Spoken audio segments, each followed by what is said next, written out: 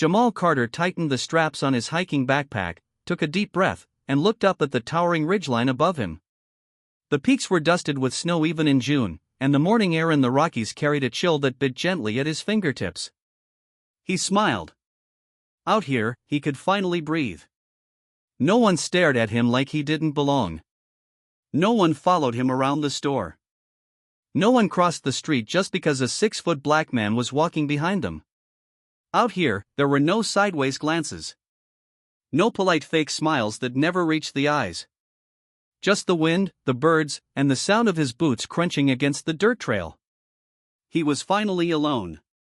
And that was the point. Jamal had lived in Denver his whole life. 32 years of learning how to shrink himself, how to be non-threatening. At work. At grocery stores. In elevators. After a while, the weight of being constantly cautious had sunk into his bones. It became muscle memory to hold his keys differently when passing a white woman on the sidewalk. It became normal to keep both hands visible when walking into gas stations late at night. But it was never okay. A few months ago, something inside him broke. A client at the outdoor adventure company where he worked accused him of looking through her tent on a group trip. It was false, she later admitted it, but the damage was done. Management suspended him, and the experience left Jamal hollowed out.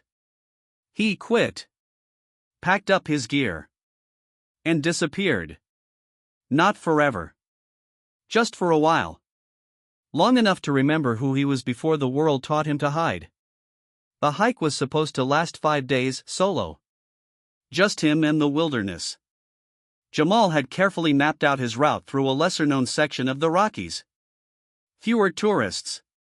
Fewer hikers. More peace. The first day went smoothly. He covered 12 miles and set up camp near a glacial creek. The air smelled of pine and wet earth. He cooked a freeze-dried chili packet over his tiny stove, then leaned back against his rolled-up jacket and stared at the stars. For the first time in months, his body unclenched. The second day began early. Birds chattered as he packed up camp, and the forest was thick with dew and light fog. He moved quickly through the switchbacks, relishing the silence. As the hours passed, he listened to podcasts, sipped water from his hydration pack, and let his thoughts drift. He thought about his mom, who always told him, "Don't let bitter people turn you bitter too." He thought about his younger sister, Jada, who still called him every night even though she lived across the country in New York. He thought about how free he felt out here. Then, just after midday, he heard something. Help! Jamal froze. He pulled out his earbuds and looked around. The voice echoed again, faint, panicked, but unmistakably human. Help us! Please! He tightened his grip on his trekking poles and moved cautiously off the trail, pushing through the underbrush toward the sound. 10 minutes of weaving through thickets brought him to a rocky outcrop overlooking a narrow ravine.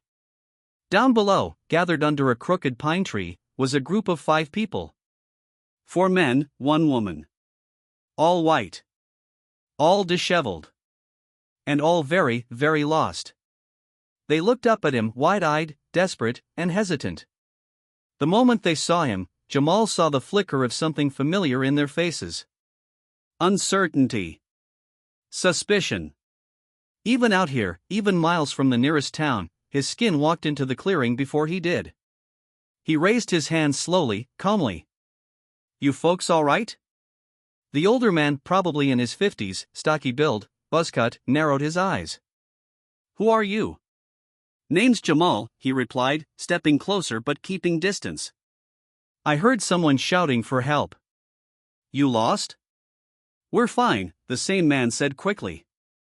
Another guy, younger, taller with expensive-looking hiking gear, added, well, we're kinda off track. Our GPS died and we might have taken a wrong turn. Might have? Jamal scanned them. Sweat-streaked faces. Dirty shoes. One girl looked like she'd been crying. They were way more than off track. You're miles from any trailhead, Jamal said. And there's a storm coming in tonight. The younger woman, maybe 20, wrapped in a flannel shirt, said quietly, we were trying to take a shortcut to Crystal Ridge. but we didn't realize how steep it got. Jamal exhaled. He could walk away. It wasn't his problem. They clearly didn't want his help. They didn't trust him.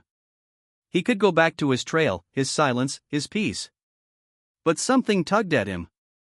Maybe it was his mom's voice again. Don't let bitter people turn you bitter too. He looked at the clouds rolling in above the peaks. You all have enough food? He asked. Water? They hesitated. The older guy, clearly some kind of ex-military or ex-cop, said reluctantly, We lost a few things in the river. Got turned around. Been out here longer than we planned. Then you need to move, Jamal said. Fast. That storm's not gonna wait. The silence was thick. Finally, the nurse-looking woman spoke up. Can you help us? Jamal nodded. I can. But you have to listen to me. No arguments. No shortcuts. They looked at each other. All right, she said. We'll follow you. Jamal adjusted his backpack and pointed toward the ridge. Stay close. And don't wander. As they fell in line behind him, he caught a few glances, curious, cautious, some still unsure. But they followed. And something deep inside him stirred, not pride, not yet. But the beginning of something more powerful than solitude. Purpose. The group trudged silently behind Jamal as he led them along a narrow path that curved through a dense pine forest. The sound of crunching leaves and the occasional snap of a branch underfoot echoed in the quiet. Every now and then, Jamal glanced over his shoulder to make sure they were still close. The tall guy with the expensive gear, whose name turned out to be Trevor, was breathing heavily. He kept checking his Apple Watch, even though it had zero signal. The woman in flannel, Samantha, looked the most exhausted. Her ankle twisted slightly with every other step, and Jamal made a mental note to check it soon. Then there was Mitch, the older man with the buzzcut who had challenged Jamal first. He walked with arms crossed, his jaw set tight. The other two were quieter: Aaron, a nurse from Arizona, and Logan, a lean guy with curly blonde hair and an oversized backpack. No one talked much. No one thanked him. But they followed. And that was enough. For now. Stop here, Jamal said after an hour of hiking. We need a break. He dropped his pack and passed around a few granola bars from his stash. Samantha took hers gratefully. Trevor hesitated before accepting, like it hurt his pride to need help from the man guiding him. Mitch didn't take one at all. As the others sat on rocks or the forest floor, Jamal pulled a small med kit from his side pouch and motioned to Samantha. Can I check your ankle? She blinked in surprise. Sure. She pulled up her pant leg, revealing a swollen, bruised joint. Jamal whistled softly. You've been hiking on this? She looked away. Didn't really have a choice. He wrapped it carefully with an elastic bandage, avoiding pressure points. Try not to put your full weight on it when we start again. Thanks, she whispered. He nodded and stood, stretching his back. The clouds overhead had thickened, and a low grumble of thunder rolled through the distant peaks. We've got maybe 3 hours before that storm hits, Jamal said. There's a ranger cabin about 7 miles from here. If we push steady, we can make it.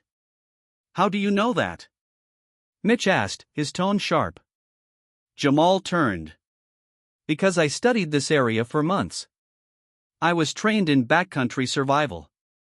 And I've led over 50 hikes for the Colorado Outdoor Network. There it was again, the look. That pause, like Mitch had expected someone less competent. Right, Mitch muttered. Just seems convenient, is all. Logan, quiet until now, cut in. Man, are you serious right now? He's literally saving our butts and you're acting like he planted the storm? Mitch didn't respond. He just stood and adjusted his straps. They started again. The trail got steeper as the ridge approached. Samantha leaned on a broken branch like a cane. Trevor stumbled once and cursed under his breath. Aaron offered him water, which he took grudgingly. As they climbed, Jamal couldn't help but reflect on the irony. These were likely the same types of people who looked at him sideways in coffee shops. The kind who might clutch their purses in elevators. Who might smile too tightly when he spoke too confidently. And now they were here, relying on him to survive. About halfway up the incline, Trevor suddenly snapped. "This is insane," he shouted. "We should have never followed some random guy off the trail. For all we know, you're leading us in circles." Jamal turned slowly. "You think I planned the storm? Or the broken ankle? Or the fact that your crew decided to ignore the weather warnings for an Instagram shot?" Trevor's mouth opened, but no words came out. "Look," Jamal said, voice firm but controlled. "I didn't come out here to rescue anyone. I was on my own hike." "You called for help." I answered. "You can turn back if you want." The silence was brutal. Even Mitch didn't speak this time. Then Aaron stepped forward. "He's right. None of us knew what we were doing. And we're lucky he came." Samantha nodded. "Seriously, Trevor. He's the only reason we're not freezing or starving right now." Jamal exhaled slowly. "We keep moving. Or we sleep in the storm." Trevor dropped his eyes. "Let's keep going." The ridge narrowed. Cold wind picked up. The storm was closing in fast. Just before dusk, the group reached the ranger's cabin, a small, weathered structure tucked into a rocky shelf surrounded by alpine firs. Jamal used the emergency key in the lockbox and ushered everyone inside. They were safe. For now. Inside, they lit the fireplace, boiled water from the stream, and sat in a circle on the wooden floor. For the first time, Jamal saw something new in their faces: humility. Not pity, not suspicion, just human exhaustion. And maybe even respect. Mitch surprised him by breaking the silence. "You ever been in the military?" he asked. Jamal shook his head. "No." "Why?" "You act like someone who's had to lead people through fire." Jamal shrugged. "Sometimes living in America as a black man trains you for things no boot camp ever could." The room went still. No one spoke for a few seconds. But the silence wasn't uncomfortable. It was heavy. Reflective. Then Samantha said quietly, "I'm sorry for earlier." "For all of it." "Me too," Aaron added. Trevor cleared his throat. "I was a jerk." No excuse. Even Mitch gave a subtle nod. Jamal didn't need their apologies. But he appreciated them. "Thanks," he said simply. "Let's get some rest. Tomorrow we head back." As the fire crackled and the wind howled outside, Jamal sat with his back to the wall, eyes half closed. He wasn't sure what tomorrow would bring, but tonight he had something even rarer than peace. He had earned their trust. And for the first time in a long time, he didn't feel like he had to prove anything to anyone. Morning came gray and cold. The storm had passed, but its weight lingered in the mist that hugged the treetops. The group stirred slowly, each of them bundled in the wool blankets they'd found in the ranger's cabin. Jamal was already up, boiling water for oatmeal and checking a map by lantern light. Trevor rubbed his eyes. "You're already planning?" Jamal didn't look up. "Always. Better to be ready before problems start." Trevor nodded, his tone softer. "Fair." Mitch emerged from his bunk next, looking less stern than the night before. "Looks like the worst is behind us." "Hopefully," Jamal replied, folding the map. "But the path down isn't easy either. There's a washed-out section ahead that could slow us down." Samantha sat up, groaning as she checked her ankle. "Still tender." "I'll support you," Aaron said quickly. "We've got this." It was strange, Jamal thought, how much could shift in 12 hours. The people who once questioned his ability to lead were now organizing around him. Offering to help each other. Even listening. As they packed their gear and cleaned the small space out of respect, Logan stepped beside Jamal and offered a hand. Thanks for not leaving us. Jamal shook it. That was never an option. Logan hesitated. Can I ask something personal? Jamal raised an eyebrow. Depends. Logan looked embarrassed. Back when Trevor and Mitch, when they were acting like jerks, why didn't you just walk away?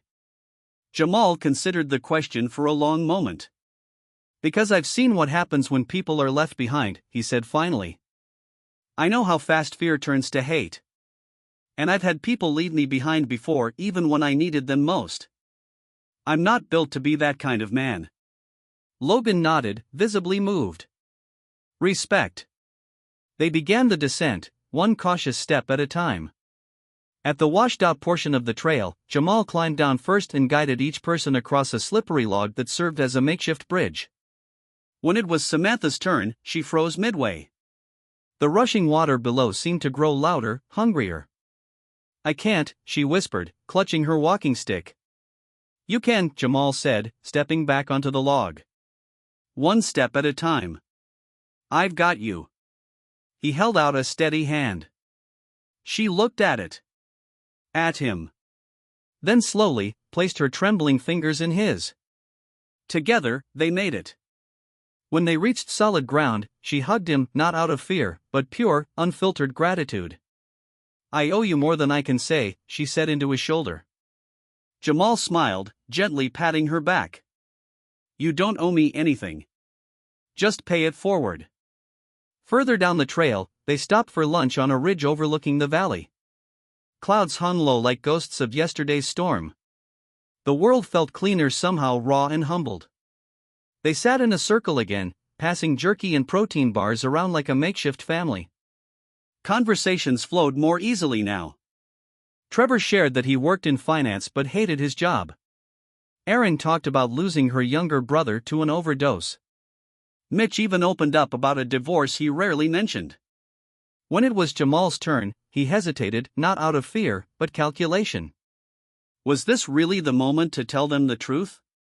I wasn't always into nature, he said.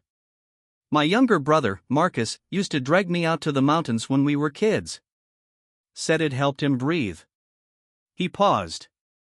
He was shot when he was 19. Wrong place, wrong time. Wrong skin. The circle went still.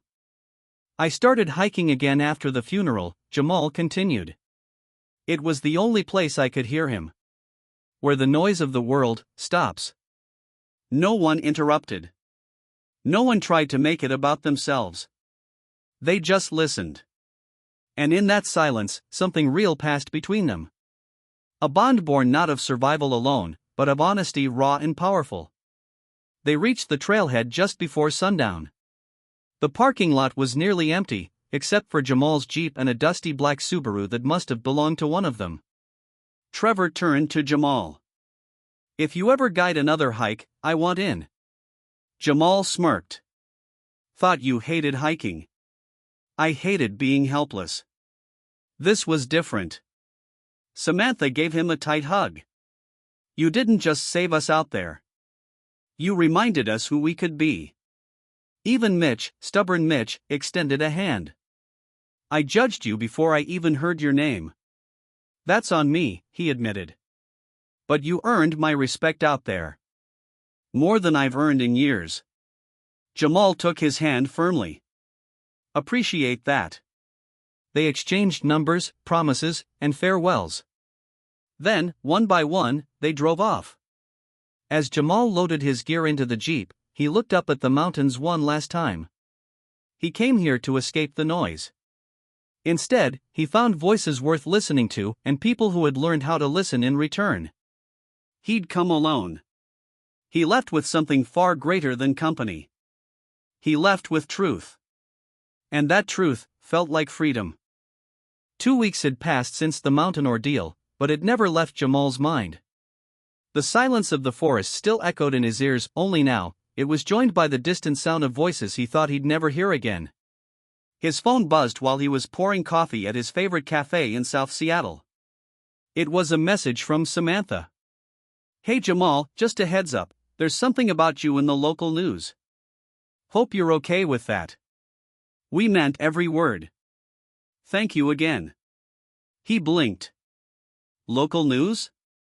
He opened the link she'd sent. The headline read, Local hiker saves group of campers lost in Cascade Mountains. Below it was a photo taken by Aaron at the trailhead. There he was, arms crossed, smiling tiredly, surrounded by the group he never intended to lead. The article painted a vivid picture of the storm, the cabin, the crossing of the stream, and how one man guided 5 others to safety when they were sure all hope was lost. But what caught Jamal off guard was the quote from Mitch. I misjudged Jamal from the first moment. I let my own ignorance color how I saw him. But the man saved my life. That's the truth. And I'll never forget it. Jamal sat back in his chair. The barista called his name twice before he heard it. As he reached for his coffee, another customer nearby glanced at his phone and did a double take. Wait, are you the guy in the article? Jamal gave a half smile. Yeah, that's me. The man extended a hand. Respect, man. That was some real hero stuff. Glad you're okay. Word spread faster than he expected. Within days, he was invited to speak at a local youth hiking club. A week after that, the Parks and Recreation Department asked if he'd consider leading a community wilderness program for underserved teens. He hadn't planned on becoming anything more than a weekend hiker. But now, it felt like he'd been handed a platform and maybe, just maybe, a purpose. Meanwhile, the group stayed in touch more than he thought they would. Aaron texted photos of new hiking boots.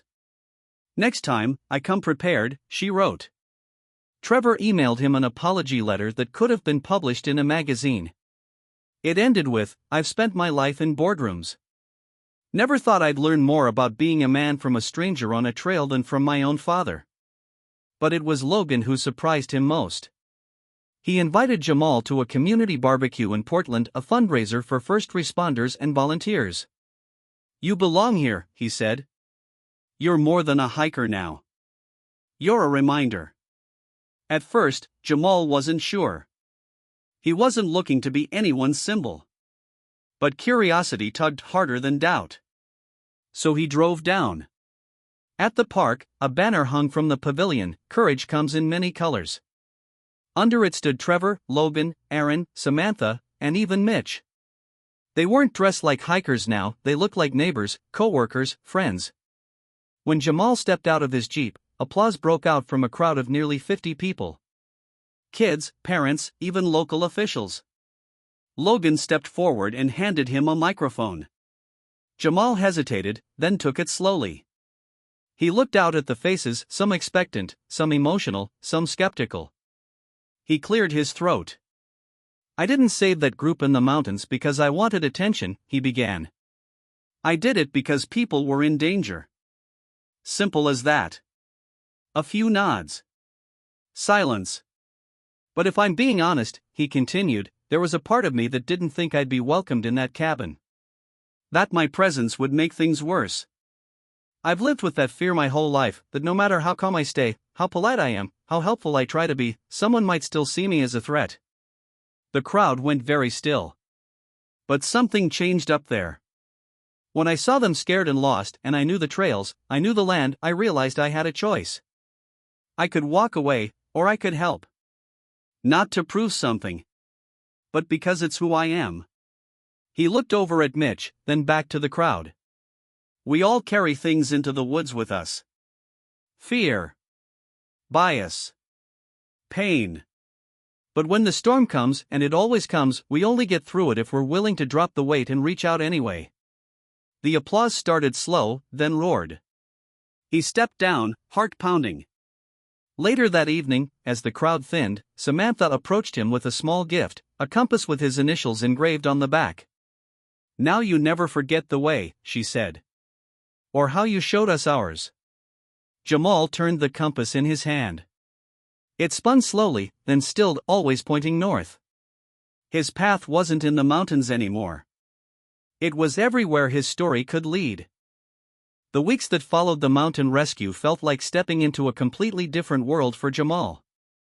He had returned home expecting silence, maybe a local newspaper article, perhaps a handshake from a ranger. But instead, his quiet act of bravery spiraled into something far larger than he could have imagined. At first, it was just a couple of hikers posting on Reddit, recounting how a black guy named Jamal had saved their lives in the Rockies. The post was raw, honest, and deeply emotional. It went viral in hours. Then came the interviews, local news, then regional. NBC, NPR, CNN. Suddenly, Jamal was being introduced as the quiet hero of Boulder Ridge. But Jamal didn't feel like a hero. He still woke up remembering the cold, the fear in their eyes, the ache in his legs as he led that group down a snowpacked slope with nothing but instinct and will. He remembered Mitch's suspicion, Kelly's tears, Hannah's blistered feet, and above all, the way everyone's perception of him shifted, not because of who he was, but because of what he did. He got hundreds of emails. Some were just thank yous. Others were apologies, long, vulnerable messages from strangers who confessed to having harbored prejudice. There was one from a retired police chief in Georgia that stayed with him. "I don't know why it hit me the way it did, but your story made me cry. I've pulled over too many people who look like you and assumed the worst. You saved those folks without hesitation. You shamed me, but in a good way. Thank you for the mirror." He read that message 6 times. Not because he needed validation, but because it was the first time in his life someone admitted the prejudice to his face, even through a screen. But even among all this attention, Jamal kept a low profile. He still worked at the outdoor store. Still woke early to hike. Still helped his neighbor carry groceries. Nothing had changed inside him, even as the world began looking at him differently. Until one day, he received a phone call from Cascade University, the very university where Mitch taught law. The student council was hosting an event titled Unity Through Adversity, and they wanted Jamal to give the keynote speech. At first, he refused. "I'm not a speaker," he told the student organizer over the phone. "I'm just a guy who didn't walk away when others needed help." But the organizer was persistent. "That's exactly why we need you." Jamal still hesitated until Mitch called. The call came on a quiet Tuesday evening. Jamal had just finished cooking dinner and was flipping through a hiking magazine when the phone rang. "Hey man," Mitch said, his voice careful. "Look, I know I didn't exactly make a great impression on that mountain. I said things I regret. Thought things I'm ashamed of. But Jamal, if you speak at this event, people will listen. And not just college kids. Professors. Parents. Leaders. I'll be there. I want to be there. To learn. To grow." Jamal was silent for a long moment. Then, softly, "All right. I'll do it." Cascade University, 1 week later. The campus was alive with energy when Jamal arrived. Bright banners fluttered above walkways. Students bustled between buildings, clutching flyers and coffees. The auditorium was massive, the largest he'd ever spoken in. Nearly 1,000 seats, and every one of them was full. He stood backstage, wearing jeans and a simple navy button-up, fidgeting with the microphone headset. He didn't have a script. Just a few bullet points scribbled on a crumpled paper. He peeked out and spotted familiar faces: Mitch, seated in the second row, next to a woman Jamal assumed was his wife. Kelly and Hannah were also there, beaming. Even Park Ranger Diaz had shown up in full uniform. A banner across the stage read, "The mountain didn't break us. It taught us." When his name was announced, applause echoed through the hall. Jamal stepped out, the bright lights nearly blinding him. He took a breath. And began. "I grew up in a world where I was taught not to scare people," he said plainly. "To keep my hands visible. My voice soft. My smile ready. Not because I wanted to, but because it made others feel safe." The room fell quiet. People saw me and locked their car doors. Clutched their bags. Moved to the other side of the street. And I'd tell myself it didn't matter. That I was used to it.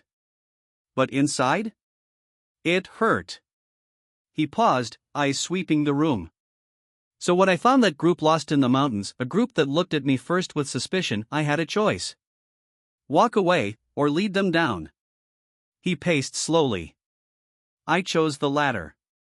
Not because I wanted to be a hero, but because I knew what it felt like to be abandoned. Ignored. Dismissed.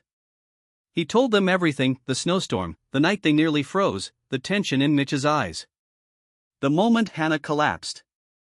The way things shifted only after they saw his worth through his actions. You see, he said, his voice steady, the mountain didn't care what color I was. It only cared whether I knew the way down. That line landed like a stone in still water. He paused, letting the silence stretch. One of them later told me he used to cross the street when he saw someone who looked like me. He said it like a confession, like he wanted forgiveness. I didn't hate him for it. But I felt sad.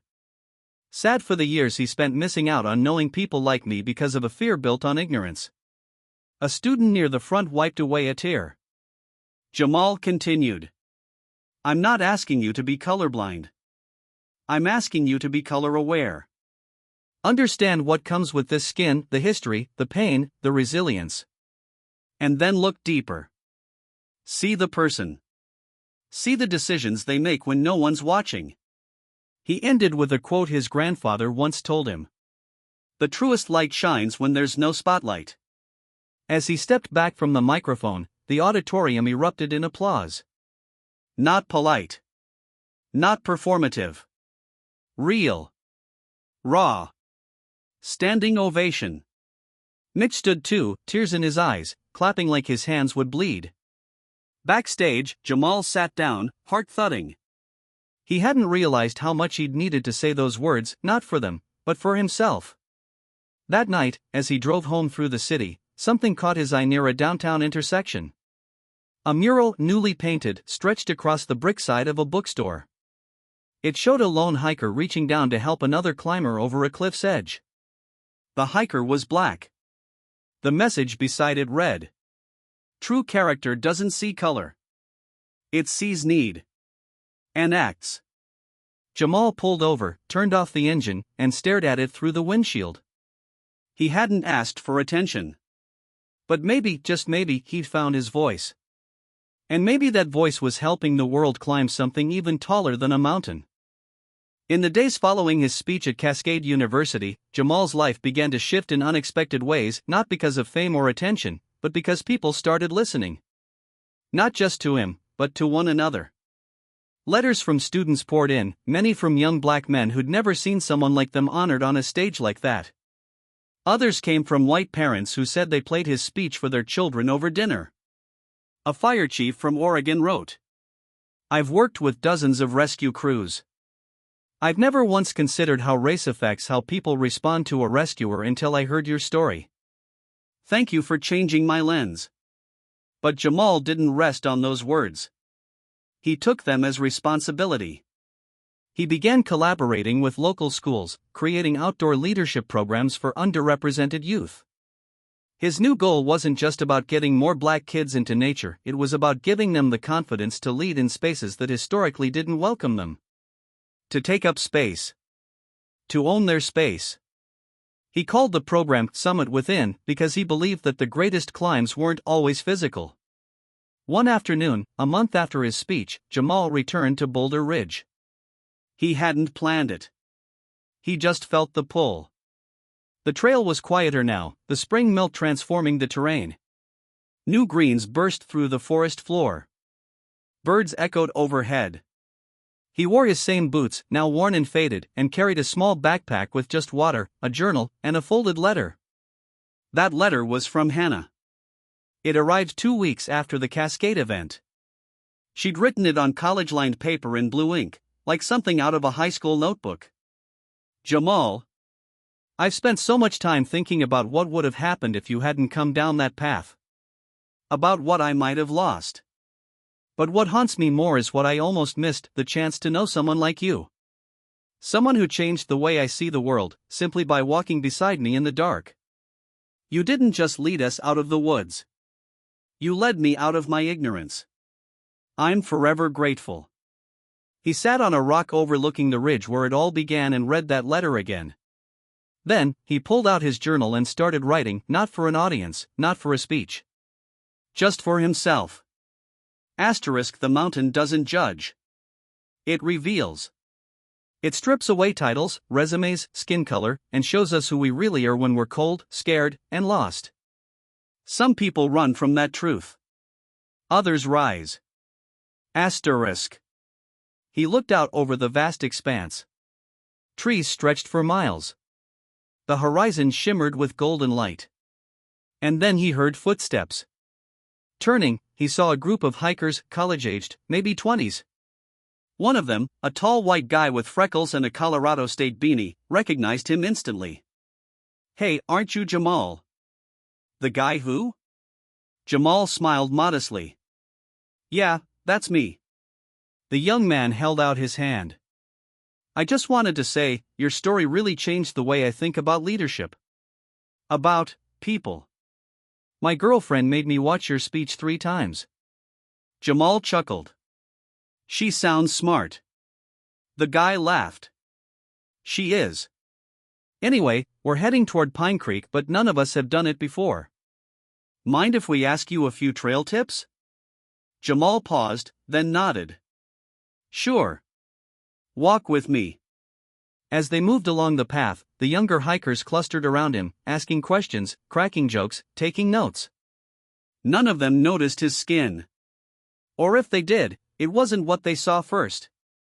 They saw knowledge. Calm. Confidence. And as Jamal guided them forward, something settled in his heart, a peace that only comes when you realize the climb wasn't about proving your worth. It was about showing the way. Not just down a mountain, but toward understanding, empathy, and a better world.